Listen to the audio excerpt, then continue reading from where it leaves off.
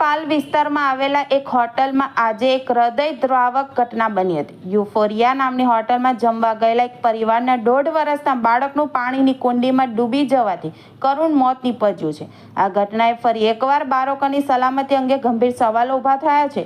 પ્રાપ્ત માહિતી અનુસાર શહેરના એક પરિવારના સભ્યો યુફોરિયા હોટલમાં જમવા માટે ગયા હતા। તેમની સાથે તેમનો 1.5 વર્ષનો માસૂમ પુત્ર પણ હતો। જમતી વખતે બાળક રમતા રમતા તેમનાથી થોડો દૂર જતો રહ્યો હતો। બાળક હોટલ પરિસરમાં આવેલી પાણીની કુંડીમાં પડી ગયો હતો। પરિવારે જ્યારે બાળકને ન જોયો ત્યારે તેની શોધખોળ શરૂ કરી હતી। આશરે 15 મિનિટ બાદ બાળક પાણીની કુંડીમાં બેભાન અવસ્થામાં મળી આવ્યો હતો।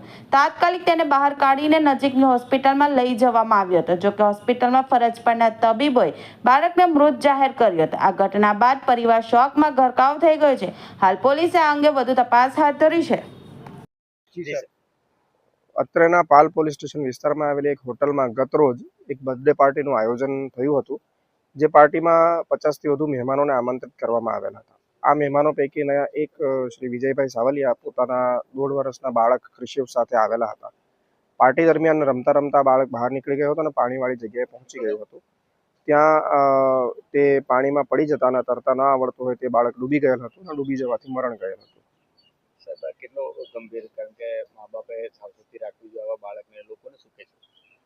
સામાન્ય રીતે જ્યારે આવા મોટી સંખ્યામાં લોકો ભેગા થતા હોય, કોઈક પાર્ટીમાં જતા હોય, કોઈક સામાજિક પ્રસંગમાં જતા હોય, તો લોકો યા તો એકબીજા સાથે વાતચીત કરવામાં ડૂબી જતા હોય છે અથવા તો એ મોબાઈલમાં ખોવાઈ જતા હોય છે।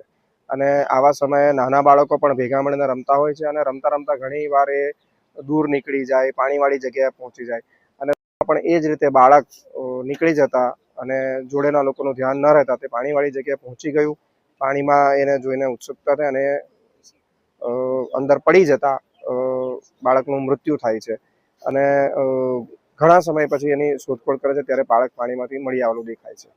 તો આ બાબતે વાલીઓએ ખાસ ચેતવા જેવું છે કે ક્યાંય પણ નવી જગ્યાએ અથવા બહાર તમે જ્યારે તમારા બાળક સાથે હો તો પૂરેપૂરું ધ્યાન તમારું બાળકો પર રહેવું જોઈએ।